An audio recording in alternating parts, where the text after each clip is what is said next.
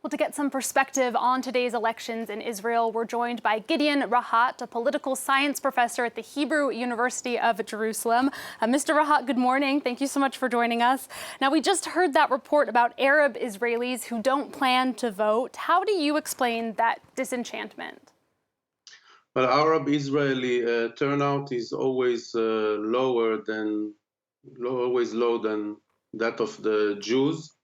It is a sign for alienation, and it's also something that you see in other countries where minorities and those people who have lower earning or lower education uh, do not tend to vote as much as people with higher education and higher earnings. So, and being in a minority, minorities feel more alienated. So for the Arabs to vote is to declare that they see the state of Israel as their state and to take part in its elections as a minority for sure, because they are 20% of the population.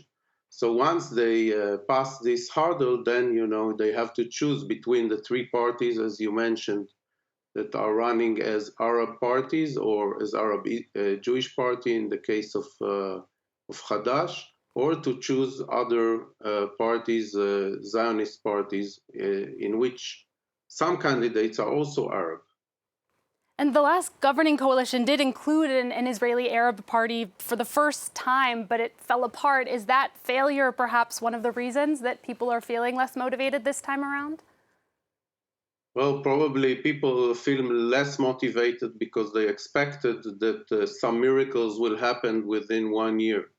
I think the most important thing that happened is the inclusion of this party in the coalition. Within 1 year, whether it had such huge achievements or not is probably the less important question, because in order to have achievements in terms of coalition politics, you have to play it for many, many years. I get the sense that a major issue of this election, if not the major issue, has ended up being Netanyahu himself. How is he still the person at the center of Israeli politics? Well, that's number 5 referendum on Netanyahu, yes or no. The reason that he is so strong, but nevertheless did not win the last 4 elections, is that he have a very strong, cohesive support for him on the right-wing religious bloc, but this bloc did not achieve the needed 61 seats in the Knesset. On the other hand, the people who are against him, they don't have a specific leader. They are spread all over the right, the center, and the left. So there is a majority against him, but this majority is not cohesive. Once you have this situation, as long as Netanyahu is in this position in which nobody challenges him within his own camp, these election rounds may go forever. And is the number of elections that we see in Israel symptomatic of a larger identity crisis about what it means to be Israeli? I think it's not mostly about what it means to be Israeli. It's mostly about what is democracy all about. It's two versions of democracy.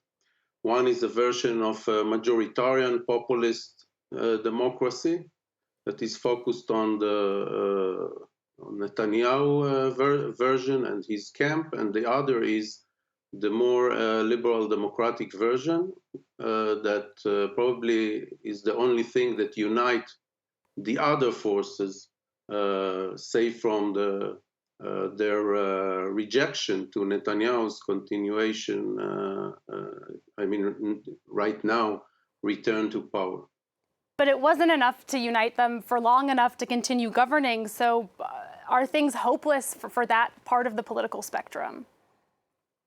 Well, nothing is hopeless. One day it will end up these rounds. Either Netanyahu wins, or either Netanyahu will decide, or other peoples will decide that he have to leave politics, or maybe some kind of reform will be adopted, or maybe some kind of a very creative coalition that will include parts of the pro-Netanyahu camp and parts of the anti-Netanyahu camp will form a government, at least for a year or two, and then we will meet again in the next elections. Another big story of this campaign has been the rise of the far right with the religious Zionism party of Itamar Ben-Gvir. How do you explain that party's growing popularity, and who are its voters? Well, I think the growing popularity of this party is probably first because these elections are are frozen in terms of political camps, pro and against Netanyahu. So this is news. The media like this news, the voters like this news, but it's all about internal competition within the pro-Netanyahu camp. I think that the riots in the mixed cities during the last round of fighting with Gaza also helped Ben-Gvir, and also probably other factors that have to do with the collapse of the party of Bennett, that included the national Zionists that voted for Bennett and Shaked, but some of them at least didn't want to go with the center and the left, and now it's a kind of backlash against it. But Ben-Gvir had very few votes in the previous election, but he always had, I think, the potential to get more. And in this election, it seems that the Netanyahu and the mass media paved him the way to be prominent and to try to recruit as many votes as he can.